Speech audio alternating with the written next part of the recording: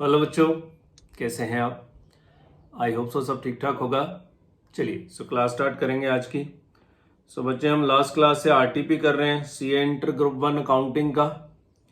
तो first part में हमने काफ़ी कुछ डिस्कस कर लिया था। कंपनी अकाउंट्स के कुछ क्वेश्चंस डिस्कस हो गए थे, प्लस हमने अकाउंटिंग स्टैंडर्ड्स के सारे क्वेश्चंस डिस्कस कर लिए थे। आज इस पार्ट 2 में हम आरटीपी के बचे हुए क्वेश्चंस को डिस्कस करते हैं। ठीक है। लास्ट हमने क्वेश्चन नंबर 6 तक कर लिया था आरटीपी का। देखे जरा, May 22 का आरटीपी। यस, क्वेश्चन नंबर 6 तक हमने कर लिया था। आइए अब आगे बढ़ते हैं और नेक्स्ट क्वेश्चन है किसका? रिडम्पशन ऑफ प्रेफरेंस शेयर्स के ऊपर। पढ़िए जी। Rohan limited gives you the following information as at 31st of March 2021. Equity and liability issued and subscribed capital. Equity share capital 60,000 equity shares of 10 each fully paid up 6 lakh. 12% redeemable preference share capital 5,000 share of 100 each 5 lakh.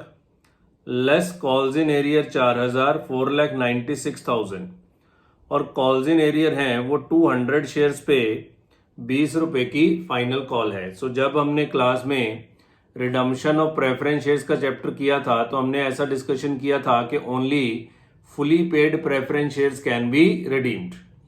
Partly paid preference shares को आप redeem नहीं कर सकते। तो इस सवाल में जो प्रेफरेंस शेयर्स हैं वो पार्टली पेड अप भी हैं, मतलब कुछ प्रेफरेंस शेयर्स हैं जो पार्टली पेड अप है, बाकी तो फुली पेड अप ही हैं क्योंकि उनके ऊपर कॉल्स इन एरियर्स हैं। रिजर्व एंड सरप्लस में profit and loss account securities premium है। नॉन करंट लाइबिलिटी में लॉन्ग टर्म बोरोइंग्स हैं। 14% डिवेंचर करंट लाइबिलिटीज में trade payable. Non current assets property plant and equipment और non current investments inventory trade receivable और bank. New format में balance sheet बना के दी है। ज्यादातर सवाल में पुरानी ही बैलेंस शीट्स दी होती हैं, अब इन्होंने ये सुधार करना शुरू कर दिया है कि ये न्यू फॉर्मेट में ही क्वेश्चन में बैलेंस शीट देते हैं, क्योंकि आपको जो बनाना है वो भी आपको शेड्यूल 3 बनाना है, तो ये क्वेश्चन में भी शेड्यूल 3 की ही बैलेंस शीट देते हैं। On 1st April 2021 the board of directors decided to redeem the preference shares excluding 200 shares on which there are calls in arrear. वो तो रिडीम वैसे भी नहीं हो सकते, तो सवाल ने लिख ही दिया है कि हम उनको रिडीम नहीं कर रहे। At 10% premium and to sell the investments at it market price of ₹80,000। तो इन्वेस्टमेंट बेच दीजिए, 10% प्रीमियम पे रिडम्पशन कर दीजिए। They also decided to issue sufficient number of equity shares of ₹10 at a premium of 1 per share, and the balance in profit and loss account was to be maintained at 1 lakh. Minimum number of share issue करने हैं, maximum आप free reserve से ही redemption करिए और free reserve में भी profit and loss account में कितना बचना चाहिए? 1 लाख रुपया बचना चाहिए। Premium on redemption can't be set off against securities premium account. ये ना भी लिखा होता तो हमारी असम्पशन यही होती है कि कंपनीज पे अकाउंटिंग स्टैंडर्ड लग रहे हैं और सिक्योरिटीज प्रीमियम में से premium on redemption write off नहीं कर सकते, लिखा ही हुआ है। Premium on redemption can't be set off against securities premium as Rohan limited is governed by section 133 of the companies act 2013 and comply with the accounting standards. ये line ना भी लिखी होती तो भी हम यही मानते हैं। You are required to show the journal entries and the balance sheet of the company immediately after completion of redemption as per schedule 3. Show working for availability of profits for redemption and determination of bank balance at the end. All the above formalities were completed by the end of 15th May 2021. वो कह रहा है जी पूरी working भी करके दिखा दीजिए कि किस तरीके से आप CRR वगैरह बनाएंगे। ठीक है जी। पहले वर्किंग ही कर देते हैं। इधर देखिए जरा। नॉर्मल सवाल है, क्या इस तरह के क्वेश्चन क्लास में किए हुए हैं? बिल्कुल किए हुए हैं, कोई समस्या वाली बात नहीं है। बताओ जी, face value of preference shares redeemed. Face value of preference shares redeemed.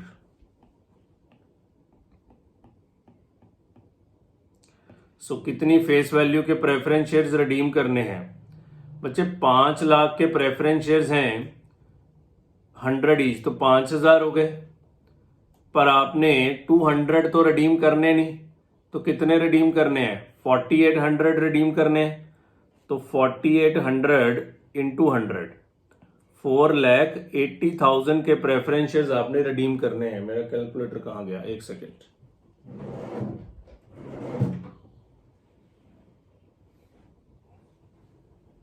सो 4,80,000 के प्रेफरेंस शेयर्स आपको रिडीम करने हैं।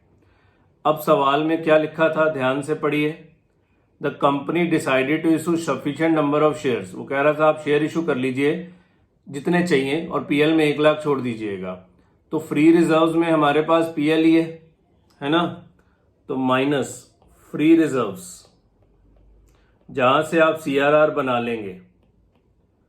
सो फ्री रिजर्व्स में आपके पास प्रॉफिट एंड लॉस अकाउंट का बैलेंस है कितना? 3 लाख। पर रुकिए, इस 3 लाख में से रिटेन करना है कितना? 1 लाख। प्लस सवाल कह रहे हैं कि हम इन्वेस्टमेंट भी बेचेंगे 80,000 पे। तो जब 1 लाख की इन्वेस्टमेंट 80,000 पे बेचोगे तो 20,000 का वो लॉस भी यहां से एडजस्ट होगा। तो minus loss on sale of investment. So इस तरह के क्वेश्चन ऑलरेडी क्लास में किए हुए हैं 20,000। ओके। तीसरा, प्रीमियम ऑन रिडम्पशन भी यही से राइट ऑफ करना है, बिकॉज सिक्योरिटीज प्रीमियम तो यूज कर नहीं सकते। Minus premium on redemption of preference shares. तो 4,80,000 के 10% प्रीमियम पे रिडीम करेंगे 48,000। तो इतना बैलेंस जो है वो आप यूज कर सकते हो। सो 1,68,000 माइनस करेंगे, सो ये आ जाएगा आपके पास 1,32,000। तो इतने का सीआरआर बनेगा और बाकी आपको क्या करना पड़ेगा? फ्रेश इशू करना पड़ेगा। So fresh issue 4,80,000 minus 1 lakh 3,80,000। अच्छा, कैलकुलेटर तो है मेरे पास, रुकिए, कहाँ गया? इसमें होना चाहिए, हाँ ये रहा।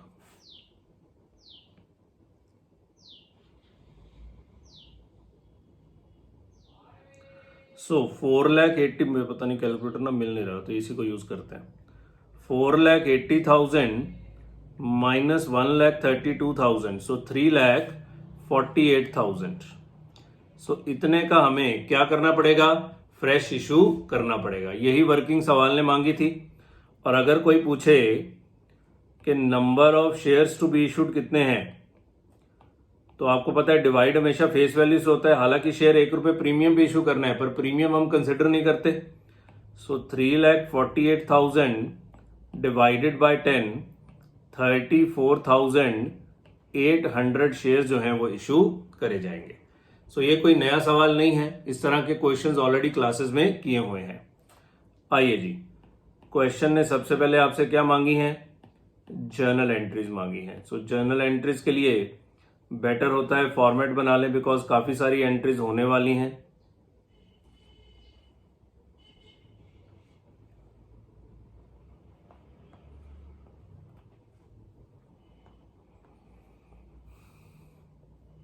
चलिए जी, तो पहले इन्वेस्टमेंट भी बेच लेते हैं। सबसे पहले इन्वेस्टमेंट ही बेच लेते हैं। सो बैंक अकाउंट डेबिट, कितने की इन्वेस्टमेंट बेची है? 80,000 की। Profit and loss account debit 20,000 to investment 1 lakh being investment sold, being investment sold. Number 2, अब रिडम्पशन स्टार्ट करेंगे, है ना। सो कितने परसेंट प्रेफरेंस शेयर कैपिटल है? 12% redeemable preference share capital account debit कितनी रिडीम होगी? 4,80,000।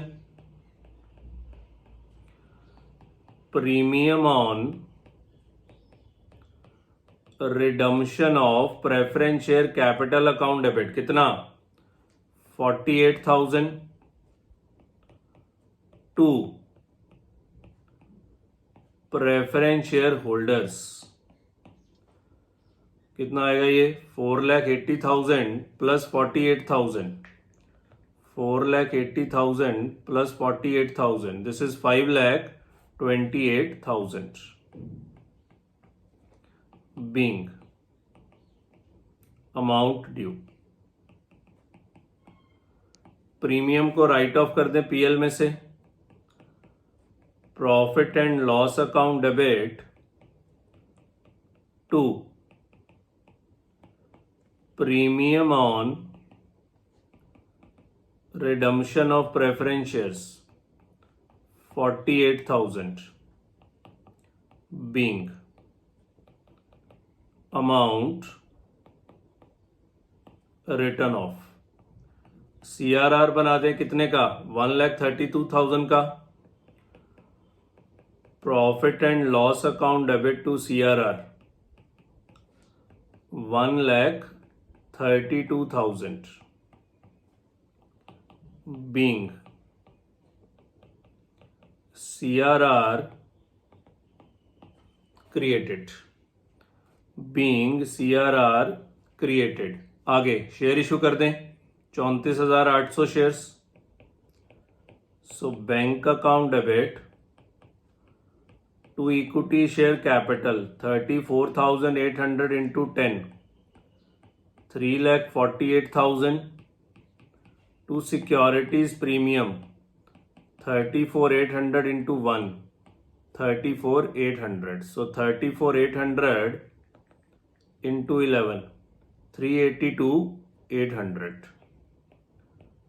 382,800 being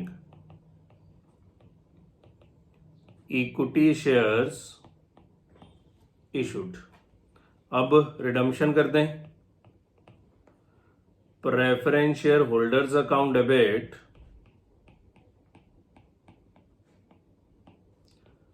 to bank account. Preference share holders account debit to bank account कितने के प्रेफरेंस शेयर होल्डर्स हैं? 5,28,000, 5,28,000 being अमाउंट पेड। लो जी, बस और तो कोई एंट्री नहीं है? नो। बस जी, अब इसके बाद सवाल ने आपसे बैलेंस शीट भी मांगी है। सो आइए बैलेंस शीट बना दें। अच्छा, बैंक अकाउंट मांगा हुआ है। क्वेश्चन कह रहा था बैंक का बैलेंस निकाल के बताइए, तो उसके लिए आप क्या बना लीजिए? बैंक अकाउंट बना लीजिए।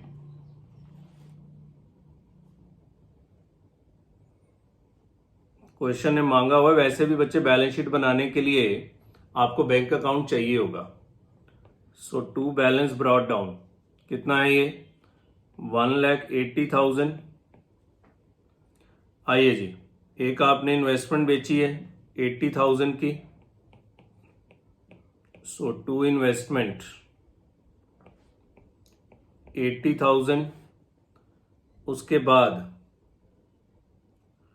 एक शेयर इशू करे हैं 348 और 34,800 to equity share capital 3,48,000 to securities premium 34,800 और एक रिडम्पशन करी है 5,28,000 की by preference share holders 5,28,000।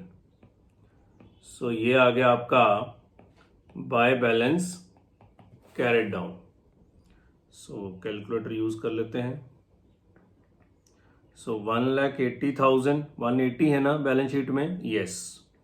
Plus 80,000 plus 3,48,000 plus 34,800 minus 5,28,000, 1,14,800। 1,14,800, this is your balancing figure. Clear है जी। और क्या मांगा है सवाल ने आपसे? बैलेंस शीट मांगी है। चलिए आइए बैलेंस शीट बना देते हैं। सो जो फॉर्मेट सवाल ने बना के दिया है उसी फॉर्मेट में बैलेंस शीट बनाइए। क्या नोट्स बनाने हैं? नहीं, जब तक बोलेगा नहीं तो बार बार मैं क्लास में भी बोलता रहा हूं कि सिवाय फाइनल अकाउंट्स के क्वेश्चन के और किसी सवाल में आपने नोट्स नहीं बनाने जब तक वो मांगे ना। ठीक है, तो सबसे पहले number 1, share holder funds. Share holder funds, तो इसमें सबसे पहले इक्विटी शेयर कैपिटल। सो आपकी एग्जिस्टिंग कैपिटल कितनी है? 6 लाख। नई कैपिटल आपने कितनी इशू करी है? एग्जिस्टिंग 6 लाख ही है ना? यस। सो नए आपने इशू करे हैं 3,48,000। सो टोटल कैपिटल हो गई आपकी 9,48,000। प्रेफरेंस शेयर्स भी बचे हुए हैं 12% redeemable preference share capital. 200 shares बचे हुए हैं ऑफ 100 ईच, 20,000। पर इसमें से माइनस करने पड़ेंगे क्या? कॉल्स इन एरियर, क्योंकि ये वाले तो रिडीम ही नहीं हुए ना। कॉल्स इन एरियर कितने? 4,000। तो ये आ गए आपके 16,000 के प्रेफरेंस शेयर्स। उसके बाद reserves and surplus. Reserve and surplus में पीएल तो आपने सारा यूज कर लिया। सिक्योरिटीज प्रीमियम 30,000 प्लस कितना सिक्योरिटीज प्रीमियम नया है? 34,800। तो 64,800 है ना? यस। सीआरआर कितने का सीआरआर था? 1,32,000। बस ये दो ही हैं और कुछ भी नहीं था। यस। एक पीएल का बैलेंस जो बचा हुआ था, सॉरी 1 लाख का बैलेंस पीएल का बचाया था ना, सो वो भी आ गया। नंबर 2, नॉन करंट लाइबिलिटीज में डिबेंचर्स बचे हुए हैं तो एज इट इज आ जाएंगे। नॉन करंट लाइबिलिटीज में लॉन्ग टर्म बोरोइंग्स, क्वेश्चन ने भी फॉर्मेट बना के दिया है तो आप भी उसी को फॉलो कर लीजिए। तो इसमें आपके डिबेंचर्स आ जाएंगे 14% डिबेंचर्स, ये एज इट इज आ जाएंगे 1,50,000। और third, current liabilities. Current liabilities में ट्रेड पेबल। करंट लाइबिलिटीज में ट्रेड पेबल 74,000। और तो कुछ भी नहीं है। सो यहां आपका लग गया टोटल। नॉन करंट एसेट्स, सबसे पहले पीपीई, अब तो सीधा ही हेडिंग है इसमें अमेंडमेंट के accordingly. PPE as it is आ जाएगा 13 लाख। इन्वेस्टमेंट्स आप बेच चुके हैं सो वो आएंगे नहीं। Number 5, current assets. Current assets में इन्वेंट्री 50,000, ट्रेड रिसीवेबल 20,000 और बैंक का बैलेंस हमने निकाला था, कितना था ये? 1,14,800। चलिए जी, सो टोटल लगा लें।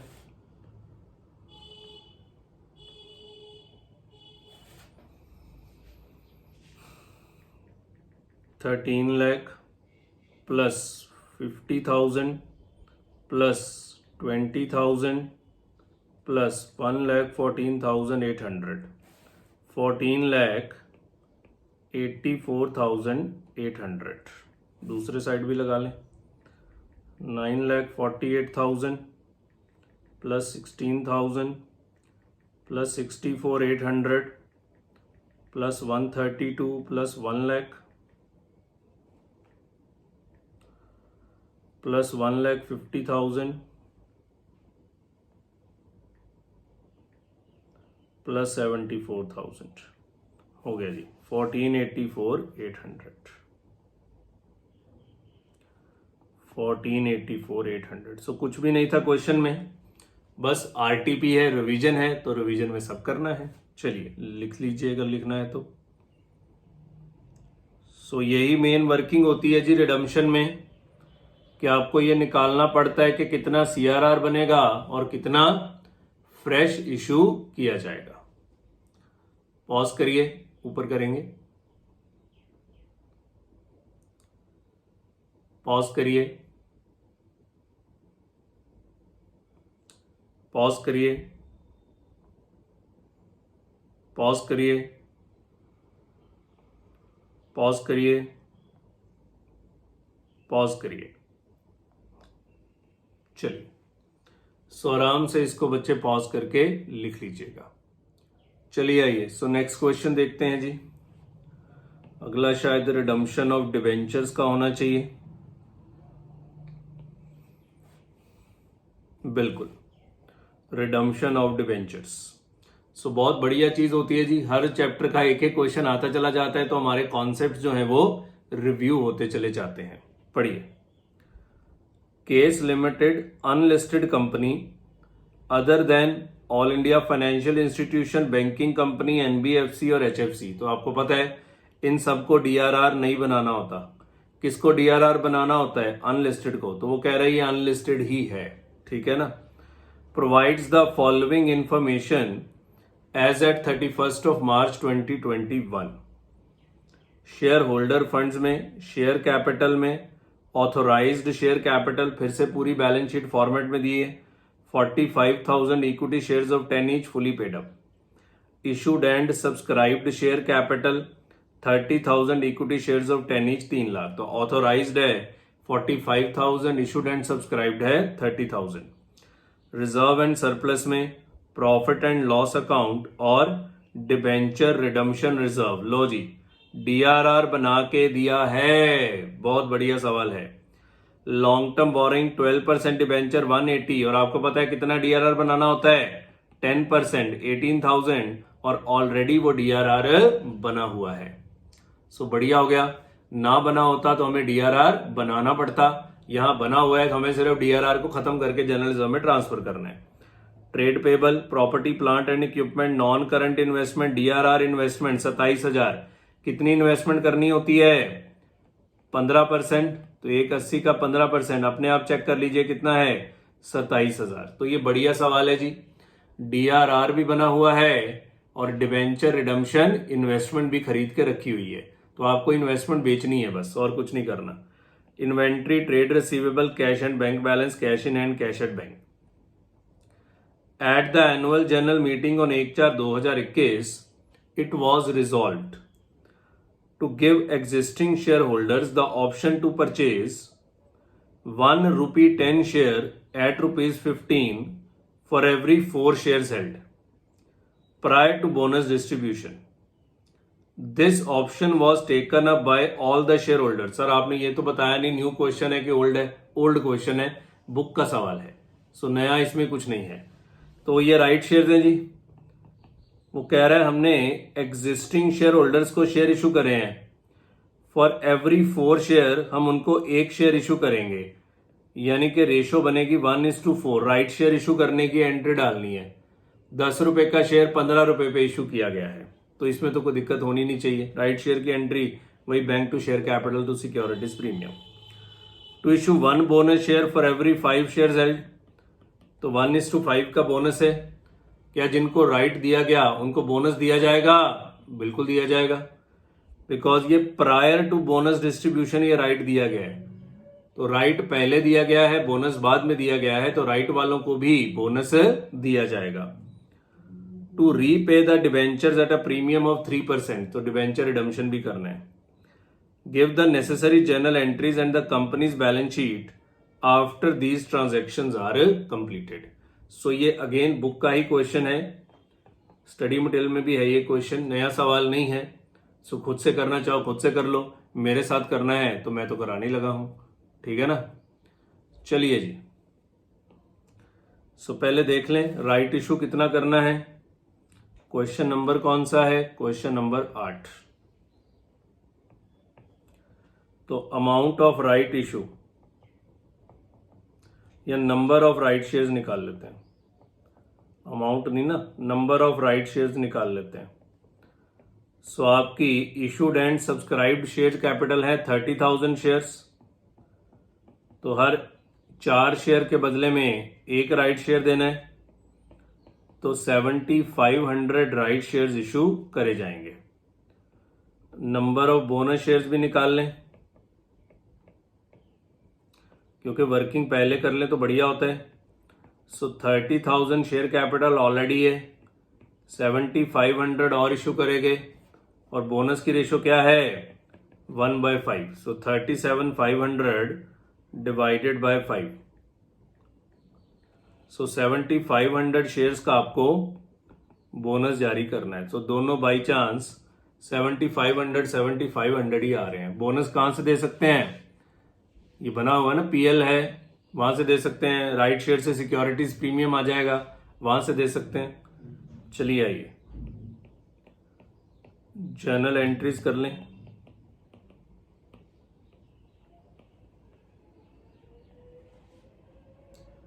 जर्नल एंट्रीज,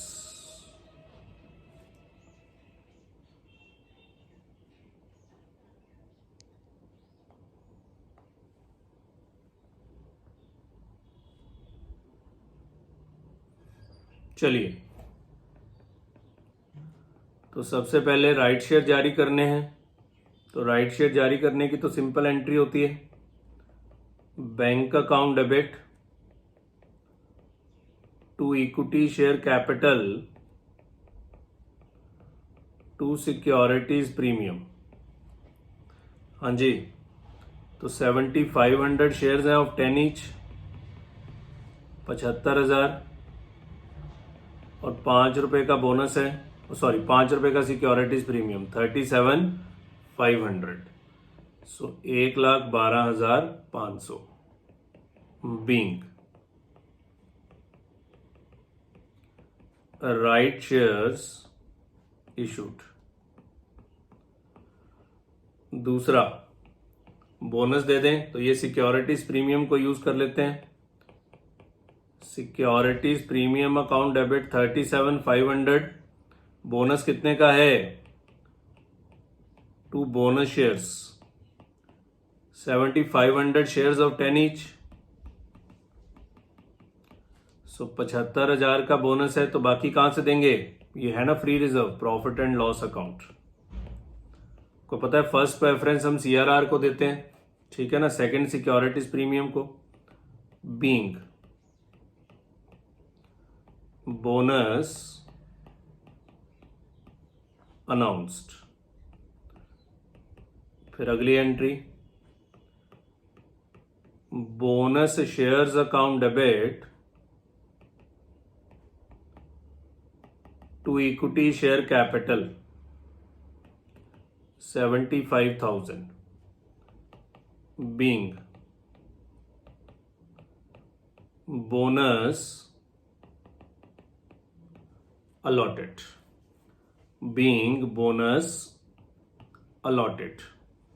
आगे अब डिबेंचर्स को रिडीम करना है। सो पहली एंट्री, कितने परसेंट डिबेंचर है? 12% डिबेंचर्स अकाउंट डेबिट, कितने के हैं? 180, 3% प्रीमियम है, तो premium on redemption account debit 5400, 3% to debenture holders 185,400 being amount due.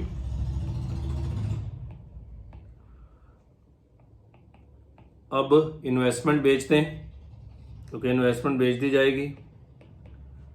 Bank account debit to, कुछ नहीं लिखा तो फेस वैल्यू पे बिकेगी। डिबेंचर रिडम्पशन रिजर्व इन्वेस्टमेंट कितने की 27,000, कुछ नहीं लिखा तो हम फेस वैल्यू पे ही बेचेंगे। अगर इन्वेस्टमेंट ना करी होती तो याद है ना, पहले हम खुद से इन्वेस्टमेंट करते, फिर उस इन्वेस्टमेंट को हम लोग बेचते। बीइंग इन्वेस्टमेंट सोल्ड, रिडम्पशन कर दें। Debenture holders account debit to bank account 185,400 being amount paid. DRR को जर्नलिज्म में ट्रांसफर कर दें। So DRR account debit to general reserve कितना है 18,000। लो जी, अगर डीआरआर ना बना होता तो आपको याद होना चाहिए, पहले हम डीआरआर बनाते और फिर उसको जर्नलिज्म में ट्रांसफर करते। पर सही तरीका तो यह है कि सवाल बना के दे, जैसे इस सवाल में बना के दिया हुआ है। बस जी, आइए बैलेंस शीट बना देते हैं। सो बिल्कुल सिंपल सिंपल जी, कंपनी अकाउंट से तो कुछ खास है ही नहीं, रादर पूरे अकाउंट्स में ही कुछ नहीं है पढ़ने लायक, हल्के सम होते हैं। Balance sheet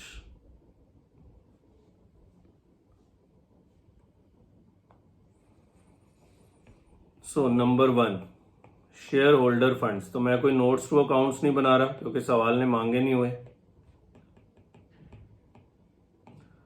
share holder funds में सबसे पहले equity share capital, already issued share capital है आपकी 3 लाख। आपने राइट शेयर इशू करे थे कितने 75,000 और बोनस भी कितना था 75,000, तो प्लस 75,000 प्लस 75,000 4,50,000।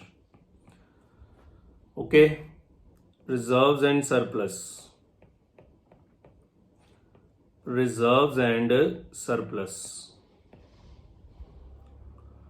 तो सबसे पहले प्रॉफिट एंड लॉस अकाउंट में 1,62,000 है। आपने सीआरआर में कितना यूज किया था, नहीं सीआरआर नहीं डीआरआर, क्या बनाया था हमने, कहीं यूज किया, बोनस दिया था सॉरी, 37,500। सो 1,62,000 माइनस 37,500,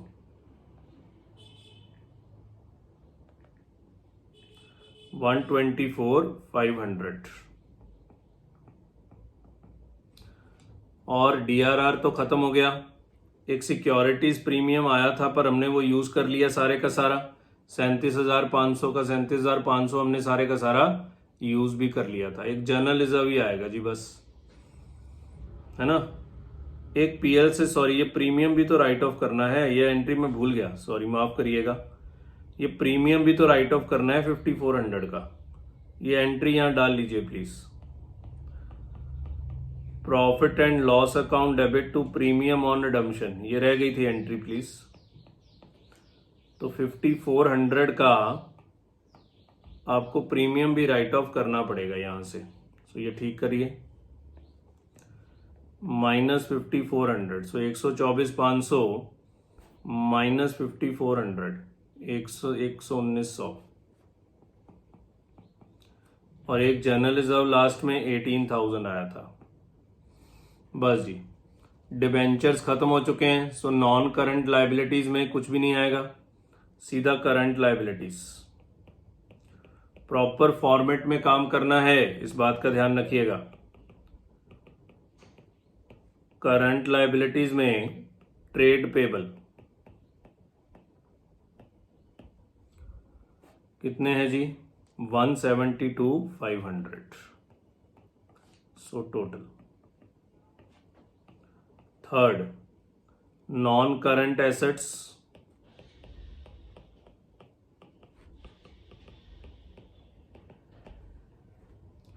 PPE सीधा ही है 170 to 500, कुछ भी नहीं है।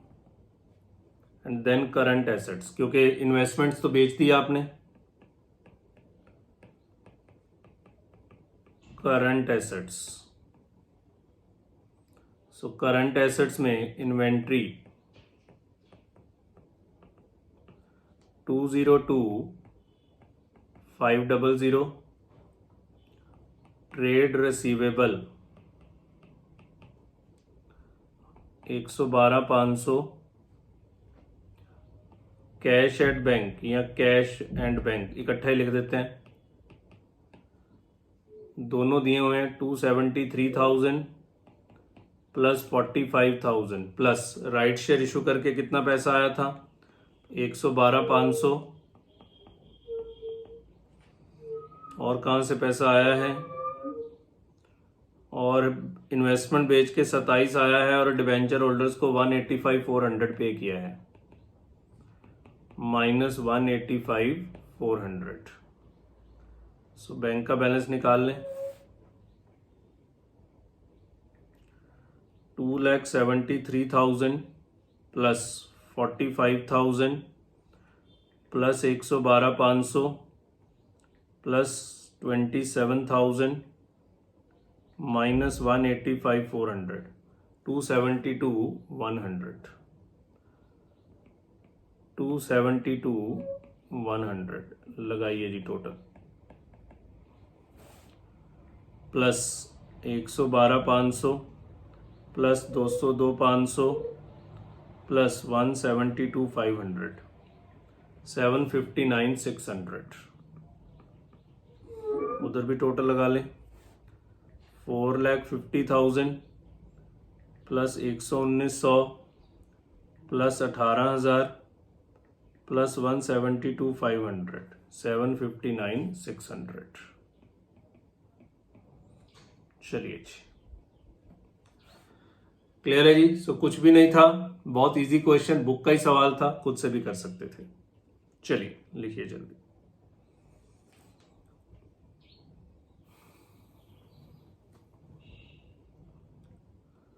पॉज करिए, ऊपर करेंगे, पॉज करिए, ऊपर करेंगे, पॉज करिए, पॉज करिए, पॉज करिए। चलिए, सो आराम से इसको बच्चे पॉज करके लिख लीजिएगा। चलिए आइए जी, नेक्स्ट क्वेश्चन देखते हैं। तो इससे कंपनी अकाउंट्स तो हो गया जी, है ना। आइए बचे हुए चैप्टर्स के क्वेश्चंस देखते हैं क्या है। इन्वेस्टमेंट अकाउंटिंग का सम दिया है सर, न्यू क्वेश्चन है, the answer is no. Sir हम खुद से कर सकते हैं, यस। सर आपके साथ करने की जरूरत है, नो। सर आप कराएंगे, यस मैं तो कराऊंगा ही, पर आप खुद कर सकते हैं, ठीक है, नया सवाल नहीं है। मैं तो रिवीजन कराने बैठा हूं बच्चे, मैं तो कराऊंगा ही ना सब कुछ। पढ़िए, Mr. Wise had 12% debentures of the face value of ₹100 of Alpha Limited as a current investments. He provides the following details relating to the investments. 1/4/2020 opening balance 4,000 debentures costing 98 each. 1/6/2020 purchase 2,000 debentures at 120 come interest. 1/9/2020 सोल्ड, 1/12/2020 सोल्ड, 31/1/2021 purchase, 31 March को market value of investment 105। Interest due dates are 30th June and 31 December. Mister Wise closes his books on 31 March. He incurred 2% brokerage for all his transactions. Show the investment account in the books of mister Wise assuming FIFO method is followed. So ऐसे बहुत सारे questions हमने already class में करे हुए हैं, पर चलो एक बार रिवाइज हो जाएगा। सो हम हमेशा पहले इन क्वेश्चंस में क्या बनाते होते हैं, डायग्राम, टाइमलाइन बनाते होते हैं, ताकि हमें क्वेश्चन पूरी तरह से समझ में आ जाए कि कब कौन सी घटना घटित हो रही है। आइए जी, तो वो इन्वेस्टमेंट अकाउंट क्लोज करेगा 31 मार्च 2021 को। तो शुरू कब करेगा, 1/4/2020 को। ये हमारा पहला काम होता है। अगला काम होता है कि इंटरेस्ट की डेट्स, इंटरेस्ट साल में 2 बार मिलता है, 30th जून और 31 दिसंबर। तो ये रहा एक 30/6 को इंटरेस्ट है और एक 31/12 को इंटरेस्ट है। बस जी, अब आप ट्रांजैक्शंस लिख लीजिए। तो मैं हमेशा बोलता होता हूँ 3 इंटरेस्ट डेट बनाया करो, तो लास्ट इंटरेस्ट डेट यहाँ बनेगी 31/12। और आपको पता है कि जब भी बुक्स क्लोजिंग की डेट और इंटरेस्ट डेट में डिफरेंस होता है तो क्या आता है, एक्रूड इंटरेस्ट आता है, provided there is opening balance. Opening balance है, बिल्कुल है। 1/4/2020 को 4000 डिबेंचर हैं at the rate of 98 each. फिर 1/6/2020 को उसने खरीदे हैं 2000 debenture at the rate of 120 cum interest. 1/9/2020 को 1/9/2020 को बेचे हैं 3000 debentures at the rate of 110 cum interest. 1/12/2020 को फिर से बेचे हैं 2000 debenture at the rate of 105 ex interest. तो ये सारी टर्म्स हम अच्छे से जानते हैं, क्लास में करी हुई हैं। 31/1/2021 को 31/1/2021 को खरीदे हैं 3000 debenture at the rate of 100 x interest. और यहां पे मार्केट प्राइस पर डिबेंचर दिया हुआ है 105। ठीक है जी। सो आइए इन्वेस्टमेंट अकाउंट बनाते हैं। अच्छे से हम जानते हैं इन्वेस्टमेंट अकाउंट कैसे बनाया जाता है, कोई नई चीज नहीं है। इन्वेस्टमेंट अकाउंट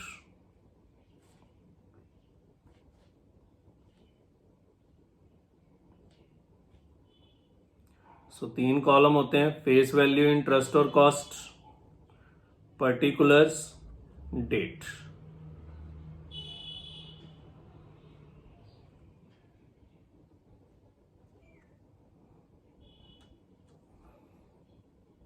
चलिए जी। So date, particulars, face value, interest and cost. Date, particulars, face value, interest and cost. चलिए जी। तो सबसे पहले 1/4/2020 को 4000 है एट द रेट ऑफ 98। तो टू बैलेंस ब्रॉट डाउन, एक तो नहीं, ये साइड से कैलकुलेटर आ जाता होता है, आज आ नहीं रहा। दूसरा देखें जरा, रुको जरा, एक ही कैलकुलेटर है क्योंकि अब इसमें ना कैलकुलेटर की बहुत ज़्यादा ज़रूरत पड़नी है, तो साइड में खोल के रख ही लेते हैं। चलिए जी। So to balance brought down. So 2000 4000 at the rate of 98 each, तो फेस वैल्यू होगी 4 लाख। सो 4000 इंटू 98, 3,92,000। 3,92,000 क्या क्रूड इंटरेस्ट आएगा? यस, क्योंकि ये 3 महीने पहले आपने रिकॉर्ड किया है। अगला ब्याज मिलना है 6 महीने बाद, पर इन 3 महीनों का ब्याज एक्रू तो हो गया था। सो एक्रूड इंटरेस्ट आपको डालना पड़ेगा। ब्याज का रेट कितना है? 12%। सो 4 लाख इंटू 12% इंटू 3/12। सो 4 लाख इंटू 12% इंटू 3/12। सो 12,000 का आपका एक्रूड इंटरेस्ट भी आ गया। क्लियर है? कोई दिक्कत वाली बात नहीं। चलिए जी, गाड़ी आगे बढ़ाते हैं। तो 1/6/2020 को 2000 डिबेंचर खरीदे हैं, तो खरीदने की एंट्री क्या होती है? Investment account debit to bank. और अब इन सबके बनाने पड़ेंगे क्या? Working note. So working note 1/6/2020। हर एक के ऊपर ब्रोकरेज भी है, ध्यान रखना। परचेज प्राइस 2000 खरीदे हैं at the rate of 120 cum interest. So 2000 into 120, 2,40,000। क्योंकि कम इंटरेस्ट है तो क्या ब्याज माइनस होगा? यस, क्योंकि इंटरेस्ट की एंट्री तो अलग होती है। ब्याज कितने महीने का होता है? ट्रांजैक्शन डेट से लेकर लास्ट इंटरेस्ट की डेट तक। सो 5 महीने का ब्याज आएगा। सो 20,000 या 2,000 इंटू 100 इंटू 12% इंटू 5/12। सो 2 लाख इंटू 12% इंटू 5/12, 10,000 का आपका इंटरेस्ट है जी। माइनस करिए। सो ये आ गया आपका 2,30,000। प्लस करेंगे इसमें क्या? ब्रोकरेज। ब्रोकरेज हमेशा ट्रांजैक्शन प्राइस पे लगती है। ट्रांजैक्शन प्राइस कम इंटरेस्ट भी हो सकता है और एक्स इंटरेस्ट भी हो सकता है। सो ब्रोकरेज तो 240 पे ही लगनी है, इंटू 2%। कितना? 4800। सो टोटल आ गया आपका 234,800। सो फेस वैल्यू कितनी है? 2 लाख। ब्याज पे किया आपने 10,000 और फेस वैल्यू 234,800। क्लियर है? याद आ गया होगा कैसे करते थे। आगे बढ़ते हैं। फिर 30/6 को ब्याज मिलेगा आपको। सो 30/6 बाय बैंक कितने के ऊपर ब्याज मिलेगा? 4 और 2 6 लाख के ऊपर। इन दोनों के ऊपर ब्याज मिलेगा आपको। सो 6 lakh into 12% into 6/12, 36,000। 6 lakh into 12% into 6/12। Timeline का यही फायदा होता है कि आपसे कोई भी ट्रांजैक्शन मिस नहीं होती कभी। ठीक है, चलिए जी। 1/9/2020 को 3,000 बेचे हैं एट 110। तो 1/9/2020 बाय बैंक बनाइए जी। वर्किंग नोट 1/9/2020 सेल प्राइस कितने बेचे हैं? 3,000 एट 110 कम इंटरेस्ट। सो 3,000 इंटू 110, सो 3,30,000। कम इंटरेस्ट है तो माइनस करना पड़ेगा क्या? इंटरेस्ट। कहां से कहां तक? ट्रांजैक्शन डेट से लास्ट इंटरेस्ट की डेट तक। तो 7 और 8 2 महीने का ब्याज। सो 3,000 इंटू 100 इंटू 12% इंटू 2/12। सो 3 लाख इंटू 12% इंटू 2/12, 6,000। सो 6,000 का इंटरेस्ट माइनस हो गया। सो ये आपकी जेब में आएगा कितना? 324,000। पर इसमें से भी कटेगी क्या? ब्रोकरेज। और ब्रोकरेज हमेशा ट्रांजैक्शन प्राइस पे। 3,30,000 का 2% सेल किया है तो ब्रोकरेज पे करनी पड़ेगी, माइनस करना पड़ेगा। 324 माइनस 6,600, 324 माइनस 66, 317,400, 317,400। कोई दिक्कत वाली बात नहीं। सो ब्याज है 6,000, सेल प्राइस है 317,400 और फेस वैल्यू 3 लाख। अब आपको पता है जब भी आप सेल करेंगे तो गेन और लॉस निकालना पड़ेगा फीफो मेथड के अकॉर्डिंगली। तो फीफो कहता है फर्स्ट इन फर्स्ट आउट। तो ये इस 4 लाख में से ये 3 लाख बेचा होगा, जो पहले खरीदा वो पहले बेचा। सो कैलकुलेशन ऑफ गेन और लॉस ऑन सेल ये भी इसी दिन कैलकुलेट होगा। कैलकुलेशन ऑफ गेन और लॉस ऑन सेल। सो बताइए आपका सेल प्राइस कितना है? 3,17,400 माइनस कॉस्ट। तो 4 लाख में से बेचा है तो 4 लाख की कॉस्ट कितनी थी? 3,92,000। सो 3,92,000 अगर 4 लाख की कॉस्ट है तो 3 लाख की कितनी? सो 392 इंटू 3/4, 2,94,000। 2,94,000, तो आपको गेन हुआ है जी 23,400 का, 23,400 का आपको गेन हुआ है। सो गेन आता है 2PL। तो 1/9/2020 को to profit and loss account 23,400। Clear है? नॉर्मल क्वेश्चन जैसे बाकी सवाल किए हैं क्लास में। आइए आगे बढ़ते हैं। 1/12 को फिर से 2,000 बेचे एट 105 एक्स इंटरेस्ट। सो 1/12/2020 को बाय बैंक 2,000 इंटू 100, 2 लाख बनाएंगे इसका working note. So working note 1/12/2020 sale price 2,000 बेचे हैं एट 105 एक्स इंटरेस्ट। सो ये 2,10,000 आएगा। 2,000 इंटू 105, 2,10,000। एक्स इंटरेस्ट है तो ब्याज तो माइनस नहीं होगा, पर क्या माइनस होगी? ब्रोकरेज 2%। सो 2,10,000 का 2% कितना? 4,200। सो 2,10,000 माइनस 4,200, 205,800। क्या ब्याज कैलकुलेट होगा? बिल्कुल कैलकुलेट तो करना पड़ेगा, बिकॉज ब्याज की एंट्री तो डालनी है। सो 2,000 इंटू 100 इंटू 12% इंटू कितने महीने का? ट्रांजैक्शन डेट से लास्ट इंटरेस्ट डेट तक 7, 8, 9, 10 और 11, 5 महीने का ब्याज आएगा इंटू 5/12। सो 2 लाख इंटू 12% इंटू 5/12, 10,000।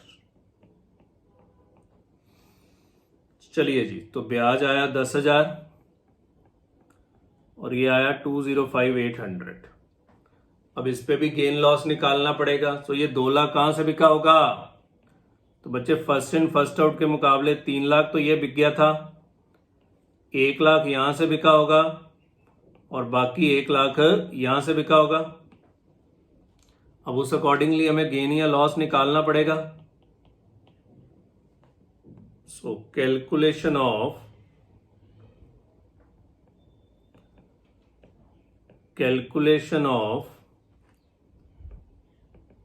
गेन और loss on sale. Calculation of gain और loss on sale. So sale price 205,800 minus cost. अब कॉस्ट 2 हिस्सों में निकलेगी। पहले तो 392, अगर 4 लाख की कॉस्ट है तो 1 लाख की कितनी? प्लस 1 लाख नीचे से बिका है 234,800। अगर 2 लाख की कॉस्ट है तो 1 लाख की कितनी? सो ये हमें निकालना पड़ेगा। 392,000 डिवाइडेड बाय 4, सो ये आता है 98,000 प्लस 234,800 डिवाइडेड बाय 2, 117,400 प्लस 98,000, 215,400। सो ये तो लॉस हुआ है जी, माइनस 205,800। सो 9600 का लॉस हुआ है। सो नॉर्मल सवाल है, रिवीजन कर रहे हैं। सो बाय PL 9600। क्लियर है? आगे बढ़ते हैं। 31/12 को ब्याज मिलेगा। ब्याज कितने में मिलेगा बच्चे? 6 लाख का माल आपने खरीदा था, 5 लाख का तो आप बेच चुके हैं, तो ब्याज आपको सिर्फ 1 लाख के ऊपर ही मिलेगा। सो 31/12/2020 बाय बैंक 1 लाख पे 12% इंटू 6/12, 6,000। आगे फिर 31/1 को 3000 खरीदे हैं 100 एक्स इंटरेस्ट। सो 31/1/2021 खरीदने वाली ट्रांजैक्शन इजी होती है। To bank, face value 3 lakh, बाकी वर्किंग नोट बनाते हैं। So working note 31/1/2021 sale price, नहीं सॉरी, परचेज प्राइस कितने के खरीदे हैं? 3000 खरीदे हैं एट 100, तो 3 लाख ही आ जाएगा।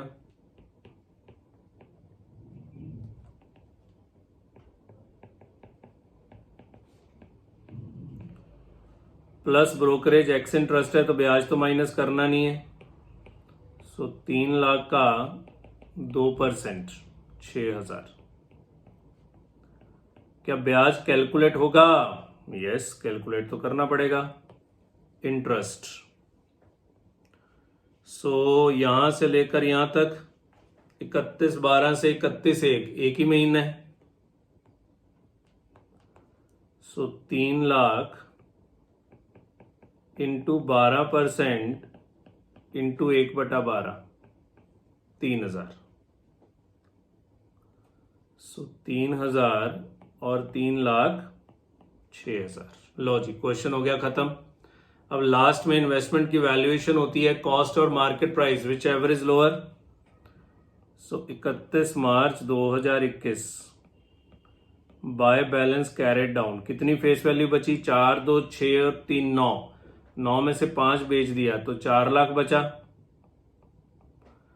अब ये 4 लाख कौन सा बचा? क्योंकि फीफो है तो देखना पड़ेगा, तो ये 3 तो पूरा ही बचा है। इस 2 लाख में से 1 लाख बचा है तो वो कॉस्ट आ जाएगी और मार्केट प्राइस से कंपेयर कर लेंगे। सो working note 31 March 2021, working note 31 March 2021, valuation of investment.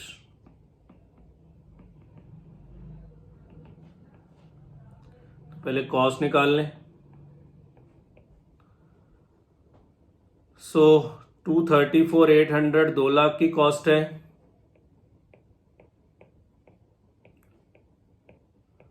तो 1 लाख की कितनी? ये बचा है, प्लस 3 लाख तो पूरा ही बचा है 3,06,000। तो 117,400 प्लस 3,06,000 423,400। मार्केट प्राइस 105 है।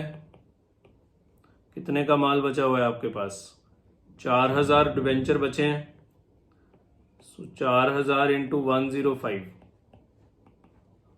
4,20,000।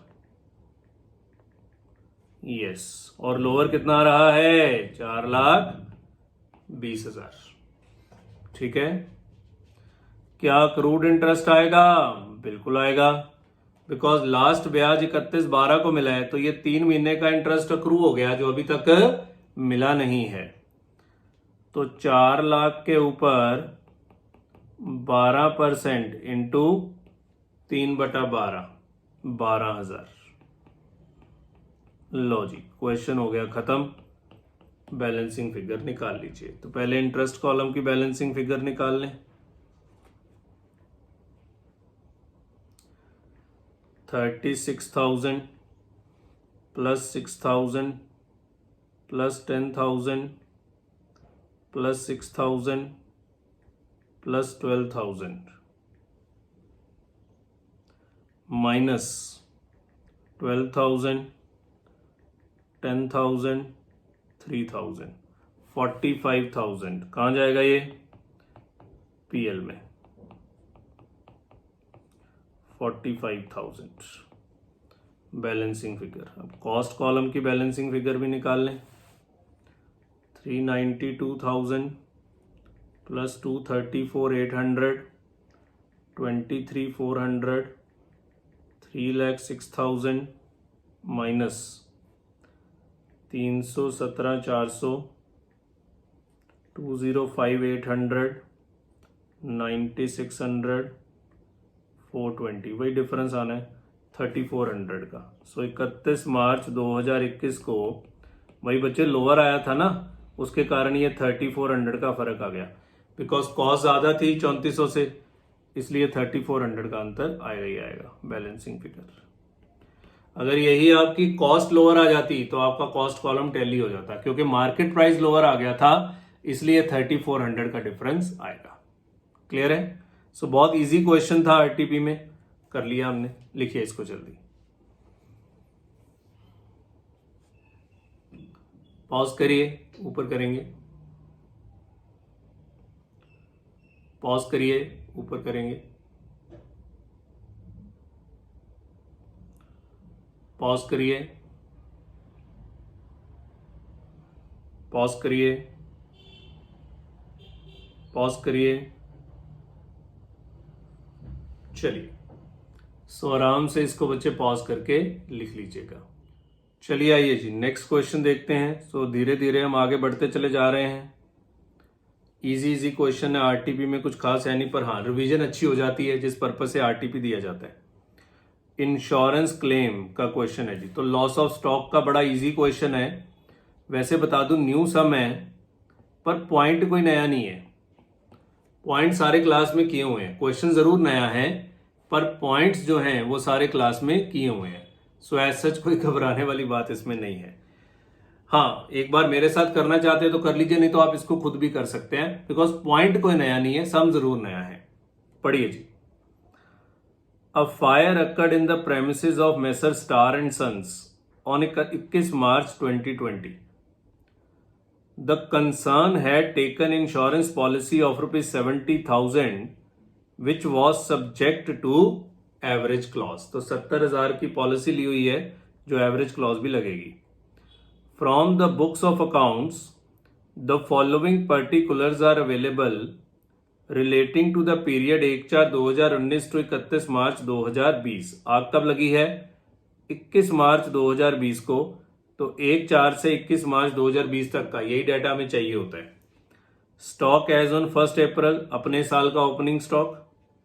Purchases including purchase of 40,000 for which purchase invoice has been received from supplier दो goods have been received in the godown. मतलब बिल अभी नहीं आया, गुड्स आ गए। क्या आग लगेगी इनको? यस लगेगी। तो क्या हमें 3,17,000 ये 40,000 का कुछ करना है? नो। बच्चे मैंने आपको इंश्योरेंस क्लेम में एक ही लॉजिक दिया था कि आपको ये देखना होता है कि क्या आग लगने वाले दिन ये स्टॉक गोडाउन में था या नहीं था। That's it. अब वो कह रहा है 3/17 में 40,000 के गुड्स ऐसे हैं जो गुड्स तो आ गए पर उसका बिल नहीं आया। बिल आए ना आए, गुड्स तो आ चुके हैं, गोडाउन में पड़े हुए हैं, आग भी लगेगी।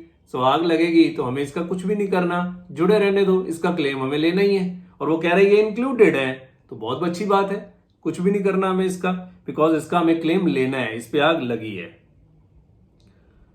Cost of goods distributed as sample for advertising from 1/4/19 to the date of fire included in the above purchases 32,000। इसमें 32,000 ऐसे जुड़े हुए हैं जो फ्री सैंपल बांट दिए गए। क्या इनको आग लगेगी? नहीं, ये तो गोडाउन में थे ही नहीं। इस 3/17 में 32,000 के गुड्स ऐसे जुड़े हुए हैं जो फ्री सैंपल बांट दिए गए। क्या इनको आग लग सकती है? नहीं लग सकती। तो ये हमें माइनस करने पड़ेंगे, बिकॉज इसका हमें क्लेम थोड़ा ना देगी इंश्योरेंस कंपनी। जिसको आग ही नहीं लगी, किस चीज का क्लेम? ये गोडाउन में थे ही नहीं, तो ये आपको माइनस करने पड़ेंगे। Sale excluding goods sold on approval basis having sale value of 35,000 455। तो इस 455 में अप्रूवल बेस वाली सेल इंक्लूड नहीं है। अब नीचे उसके बारे में लिखा है approval has been received for all goods sold on approval basis before the date of fire. तो ये बच्चे क्या इस 35,000 को आग लगेगी? नहीं, क्योंकि वैसे अप्रूवल ना भी आई होती तो भी मैं इसमें ये 35,000 ऐड कर देता। यहां तो लिखा है कि अप्रूवल आ गई है, मैं कहता हूं ना भी आई होती तो भी ये गुड्स गोडाउन में थोड़ा पड़े हैं। जब हम ट्रेडिंग अकाउंट में बाय सेल लिखते हैं तो इसका मतलब होता है कि इतने गुड्स हम हटा रहे हैं जिसको आग नहीं लग रही। तो जो चाहे अप्रूवल बेसिस पे बेचा, चाहे जिस पे मर्जी बेचा, ये गोडाउन में थोड़ा पड़े हैं, इनको आग लग ही नहीं सकती। तो क्वेश्चन कह रहा है कि इनकी अप्रूवल आ गई, फिर तो ये सेल ही है। मैं कहता हूं ना भी अप्रूवल आई होती मैं तब भी ऐड कर देता, बिकॉज ये हटाने पड़ेंगे, इनको आग नहीं लगी, इसका क्लेम थोड़ा मिलेगा। सो ये आपको 35,000 ऐड करना पड़ेगा। बड़ी डिटेल में ये चर्चाएं हमने क्लास में करी हुई हैं। परचेज रिटर्न 15,000, अब आपने परचेज करा, वापस कर दिया, तो इसको आग थोड़ा लगेगी, तो ये परचेज में से माइनस करना पड़ेगा। अब बोलेंगे सर परचेज में से तो परचेज रिटर्न माइनस होती है, पर वो यहां लॉजिक अलग है। यहां परचेज रिटर्न इसलिए माइनस हो रही है क्योंकि इसको आग नहीं लग सकती। समस्या ये है, ये तो वापस कर दिया सामान, तो परचेज में से माइनस करिए। Wages including salary of manager 10,000, नहीं जी, मैनेजर सैलरी का आपको किसी तरह का वो क्लेम नहीं मिलेगा। वेजेस डायरेक्ट एक्सपेंस होते हैं, उसका क्लेम मिल जाता है, पर मैनेजर सैलरी का क्लेम नहीं होता, तो मैनेजर सैलरी हटानी पड़ेगी। जीपी रेट दिया हुआ है सवाल में, बहुत बढ़िया है। कॉस्ट ऑफ गुड सैलवेज्ड है 12,000। You are required to calculate the amount of claim to be lodged to the insurance company. So मैंने बोला था सवाल नया है, कॉन्सेप्ट कोई भी नया नहीं है, सारे कॉन्सेप्ट डिस्कस किए हुए हैं। सो आइए, पहला काम होता है मेमोरेंडम ट्रेडिंग अकाउंट बनाना। मेमोरेंडम ट्रेडिंग अकाउंट, तो ये कहां से कहां तक बनता है? साल के पहले दिन से लेकर आग लगने वाले दिन तक, first day of the year से लेकर आग लगने वाले दिन तक। चलिए जी, तो कोई इसमें नॉर्मल अब नॉर्मल कोई झंझट नहीं है, बहुत सिंपल सा सवाल है। So to opening stock, so question जरूर नया है पर कॉन्सेप्ट इसमें कोई भी नया नहीं है। 150 500 टू परचेज, इनर कॉलम में लिखना 3,17,000। अब इसमें 40,000 के गुड जुड़े जिसके इनवॉइस नहीं आए, कोई बात नहीं, जुड़े रहने दो। माइनस सैंपल वाले भी इसमें जुड़े हुए हैं, वो हटा दीजिए बिकॉज उसको आग नहीं लग सकती, 32,000। और एक परचेज रिटर्न इसमें से हटा दीजिए 15,000, तो 47,000 हटा के 2,70,000। बाय सेल 455, अब इसमें ऐड कर दीजिए good sold on approval basis. मैं कहता हूं ना भी अप्रूवल आई होती मैं तब भी ऐड करूंगा, बिकॉज सेल लिखने का मतलब है ये गुड्स हटा दीजिए, इनको आग नहीं लगी, तो चाहे अप्रूवल आई या ना आई, आग तो इनको नहीं लग सकती बिकॉज ये तो कस्टमर के घर पे पड़े हैं। कितनी है ये? 35,000। सो 4,90,000। वेजेस, मैनेजर सैलरी का कोई क्लेम नहीं होता, 65,000 माइनस 10,000, 55,000। बस जी, 2 GP 490 का 20%, 98,000। तो क्लोजिंग स्टॉक क्या आएगा? Balancing figure, balancing figure. So 150 500 plus 2,70,000 plus 55,000 plus 98,000 minus 4,90,000, 83,500। So ये होता है स्टेप 1, जहां हम क्या निकालते हैं? Closing stock on the date of fire. Step 2 में हम टोटल लॉस निकालते हैं, calculation of total loss. So closing stock on the date of fire 83,500 minus stock salvaged 12,000। So total loss आ गया आपका कितना? 71,500। अब देखना है एवरेज क्लॉज लगानी कि नहीं लगानी। तो पहले पॉइंट में आपको कितने की पॉलिसी लेनी चाहिए थी?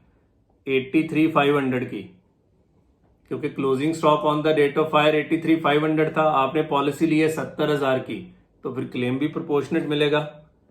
सो third, claim is equal to 71,500। तो प्रोपोर्शन कितना बनता है? पॉलिसी लेनी चाहिए थी 83,500 की, ली हुई है कितनी? 70,000 की। तो प्रोपोर्शनेट अमाउंट ऑफ क्लेम निकाल लीजिए। तो 71,500 divided by 83,500 into 70,000, 59940, 59940। This will be your amount of claim rounded off. बहुत ही हल्का सवाल था। हमने तो क्लास में बड़े जबरदस्त क्वेश्चंस किए हुए हैं, ये बहुत ही हल्का क्वेश्चन था। चलिए लिखिए जल्दी।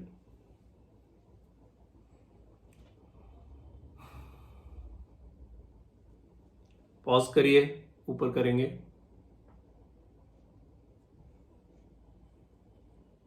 चलिए, सो आराम से बच्चे इसको पॉज करके लिख लीजिएगा।